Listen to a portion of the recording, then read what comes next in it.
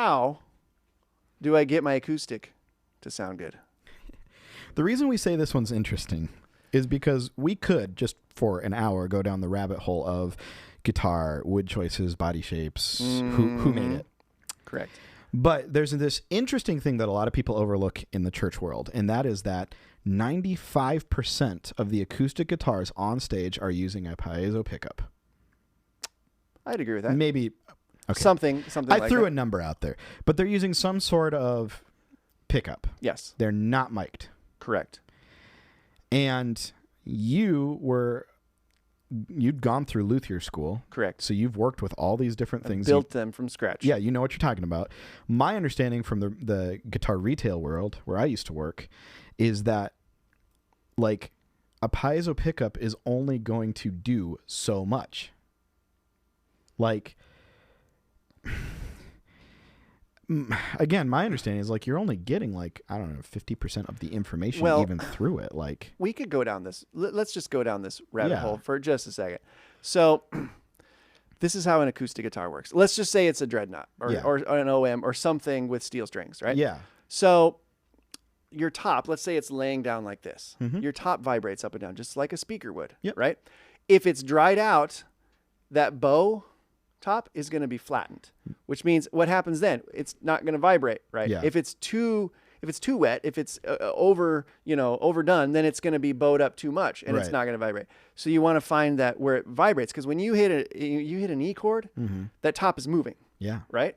So whether you're picking it up with a mic or you're picking it up with a pickup or whatever, you've got all this travel. Yeah. So what happens, and of course, working music retail, I saw this a lot. Yeah. But usually, and of course, we came from South Dakota where it's really dry in the wintertime.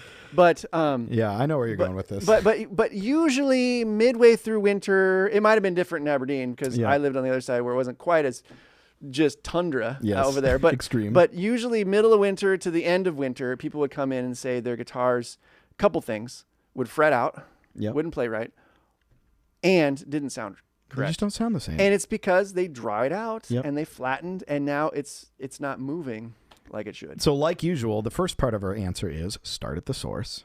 Correct. Take good care of your acoustic guitar. Keep it in a I talked to another luthier friend who said it's not so much maybe about the actual humidity number. There definitely is a range guitars like to live in, but they can live anywhere in that range and be happy. He said one of the biggest considerations is when they make these huge extremes. Yes. So like in South Dakota, when you leave your acoustic guitar in the car overnight, that's going to drastically change that guitar. Yes. It could even crack. Right.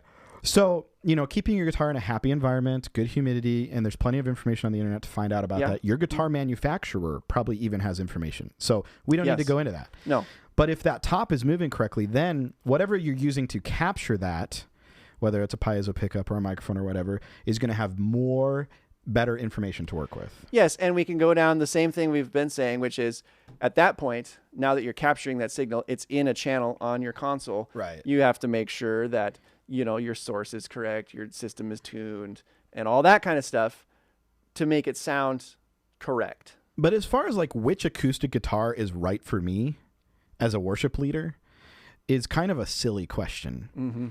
Because a piezo is a piezo is a piezo. Like, there's only going to be so much difference between how a Taylor piezo sounds and a Martin piezo sounds. Like, now, if you take those into the studio and mic them, you'll get really different sounds. Well, they're built completely different. Which is great because we want flavor, we want style.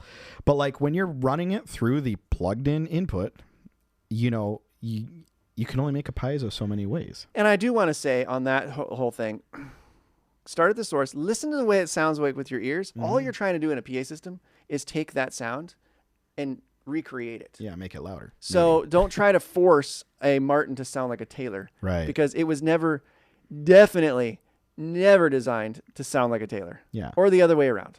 And if you don't like the way that guitar sounds just sitting unplugged in the guitar shop, don't buy it.